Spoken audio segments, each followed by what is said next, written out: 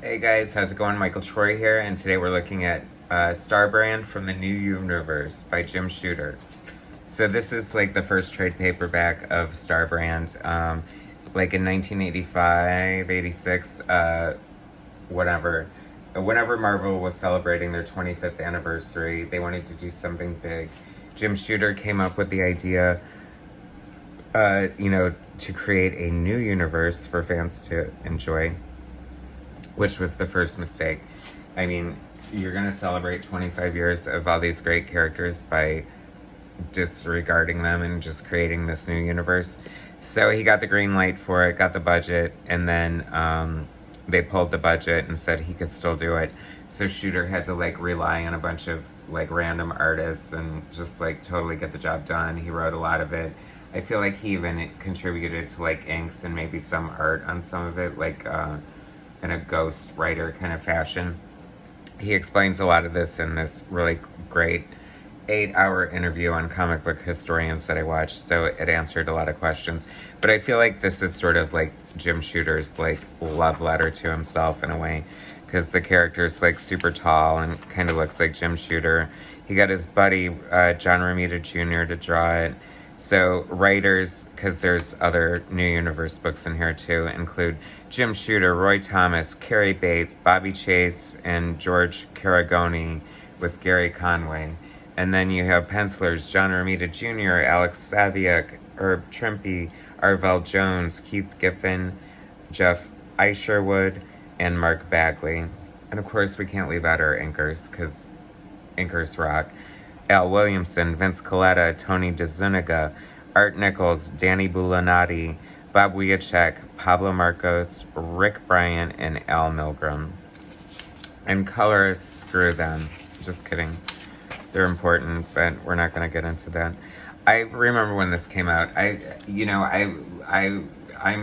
feel like a lot of people are probably like I am. Like, I hated John Romita Jr. when he took over the X-Men because he was following Paul Smith, and Paul Smith is, one of the best X-Men artists ever, so it was really disappointing. His art can be a little bulky and clunky, but it really grew on me. I have a great nostalgia for the X-Men and now the Star Brand stuff. And then he would go on to win me over on books like Daredevil and like Punisher, Warzone, Thor. I liked his Thor run. So, he's a legend in the industry and deserves props and credit. So, Jim Shooter, John Romita Jr. I remember seeing this for the first time and thinking it was pretty cool. I would pretty much take anything Marvel would give me at the time. So, but one of John Romita Jr.'s strengths is as a storyteller, and he just gets there and does it. I mean, it's just like a motorcycle going up the side of a mountain, and it looks pretty cool. Star Brand, the New Universe was like totally unconnected from the Marvel Universe.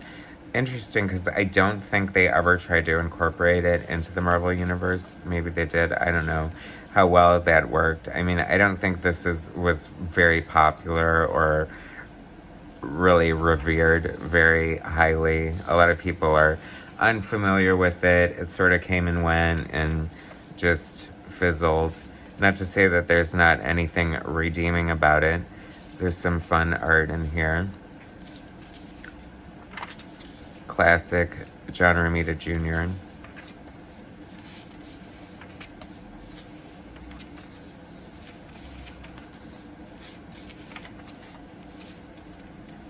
I mean, it did seem like a fun book, though. Like, I feel like, obviously Jim Shooter was committed to it. It was his baby.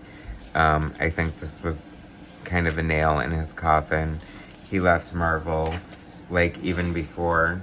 Like, John Byrne took over Star Brand with issue, number 8 or 10 or something like that. So this is the beginning of the end for Jim Shooter here. I love these kind of layouts here. That's like Todd McFarlane right there.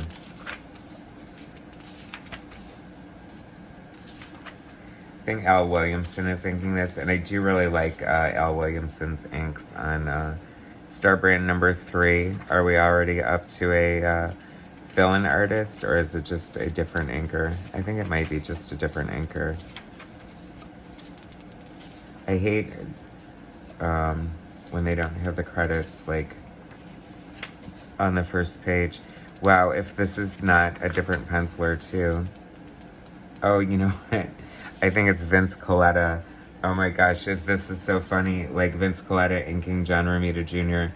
And Vince Coletta is notorious for destroying people's arts historically. And I have to say, he really butchered it. I mean, it looks unrecognizable. You got these, like, super feathery, flowery looking, like, Vince Coletta eyelashes.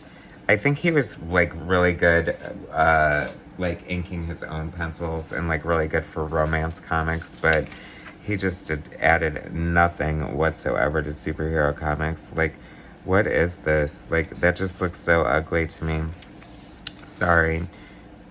Sorry to be negative, but it just does not look good. Like, they didn't even put in the credits, because that's how bad. Oh, no, here we go. Oh, I'm sorry. Alex Saviuk penciler, Vince Coletta inker, but he still ruined the art. So now we're back to John Romita Jr. Penciling. Cool Long Beach shirt there. I live in LA, so, well, I guess there's a Long Beach everywhere, right? This is, there must be a Long Beach in Pittsburgh. I don't know. Once again, embarrassing myself. Hey, I know comic history. I don't know geography. Sue me.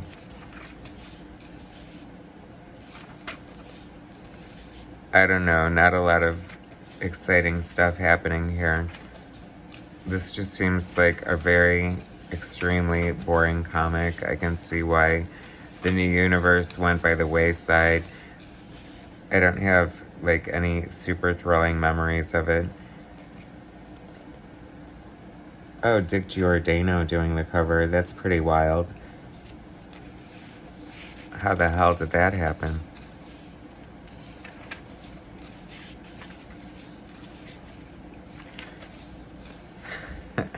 Lots of, it's so funny, like, he is just not afraid to make him look goofy in these weird positions he's flying and stuff like that. I don't know. You know, who wants a non-super... I mean, this just looks like it isn't even like a superhero comic book. Spitfire and the Troubleshooters. See, like, my pulse just stayed exactly the same. Like, I wasn't excited to see that. Didn't have, like, a big memory of that. Herb Trimpe penciling, Tony DeZunica inks. I'm a new, like, a convert of Herb Trimpe, so this is fun to look at. Looks pretty heavy-handed inking from Tony DeZunica, who's such a great artist himself. Part of the Filipino invasion, they called it, when I want to say it was Julius Schwartz, maybe, who hired a bunch of talent from the Philippines because he was afraid the American artists were going to go on strike. And that's where, like, Nestor Redondo and Nestor Redondo comes from. But a great aesthetic. I like that. Spitfire and the Troubleshooters. Javier Salteres, that's cool. Ghost Rider penciler. Obviously his art would develop a little. And Texiera. I loved when they did Ghost Rider. That was, like, so cool. Dead Duck. I don't know, this fashion is, like, terrible. It's like 80s gym fashion or something. Denny's. He goes to Denny's a lot. Who didn't love Denny's, right? Oh, look, just like the Omen, he's got, like, a star brand not only on his chest. I'm wondering if it's traveling across his body because it was on his chest. Now he has one on the back of his head right there. So... Jim Shooter, you know, deserves credit for his contribution to comics, and just maybe not so much for Star Brand.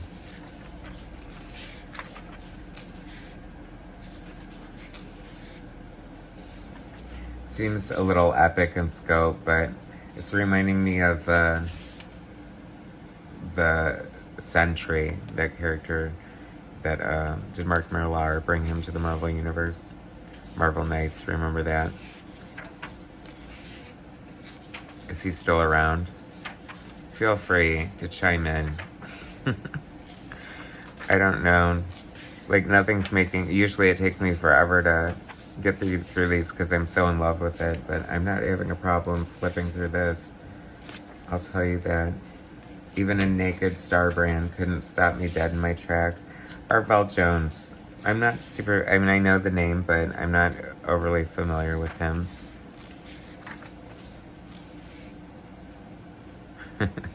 He has got some mad skills on this motorcycle, I'll tell you what. He's got nothing. Team America's got nothing on him.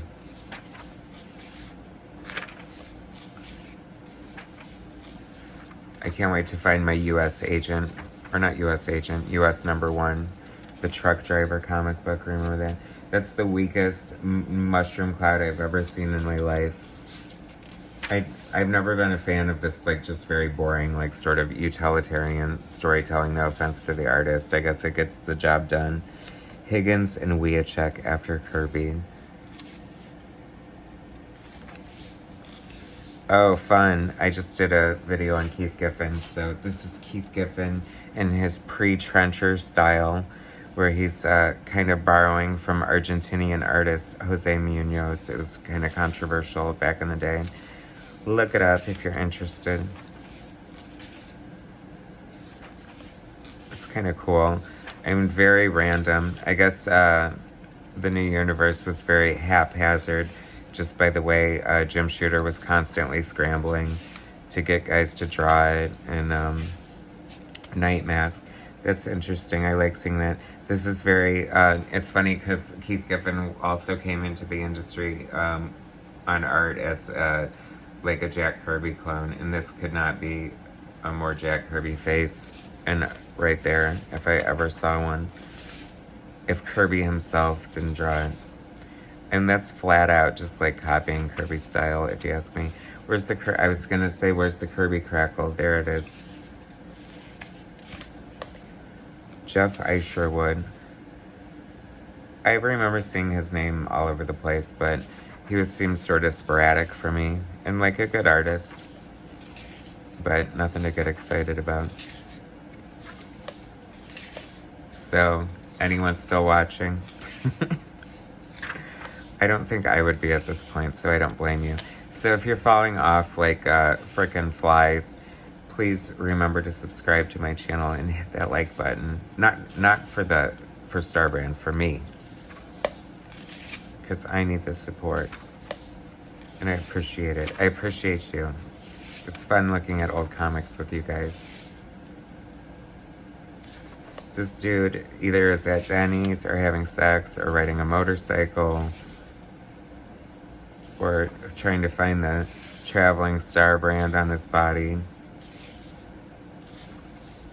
I would just die if I turned the page and like there was some really killer art that would wake me up. We're up to issue 10 already. So obviously John Byrne came on, I want to say maybe issue 10, 12, 13, something like that. Now it's back on his chest. Remember, it was on his head. I hate when that happens. I'll wake up and sometimes my nose will be on my shoulder. You just never know. Physical fluidity. So that was the very non-exciting, sort of disappointing, oh well, somebody had to look at it. Look through of, oh, there is something fun I want to show you guys. OC Starbrand Goes Public and Celebrity by John Byrne and Tom Palmer. And I think this is a preview of their page.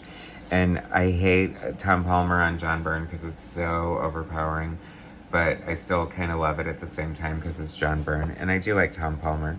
I kind of liked him a lot on John Buscema and the Avengers. Maybe that's because that was like my time. Oh my gosh, like what a boring cover. John Romita Jr. just phoning it in. These are all the ads for the new universe. Like, we thought something like majorly exciting was going to happen, and I can't lie, it was a little bit of a disappointment. Night Mask was kind of cool. That's fun. The back cover, like, has the back of his head. Love that. Although that was Marvel Age, not Star Brand. But there's a sketch back here, I think. Okay, so this is the Star Brand unused cover, and boy, is that terrible. This is what you're going to launch, a brand new line of comics and superheroes. So boring. And then this is the one that took over, and it has like this sort of like screen tone on it, which they took off for the reprint, and I wish they wouldn't have done that because it adds so much depth, and I just kind of love that. But anyway, that's Star Brand, the book you didn't know you need and you don't.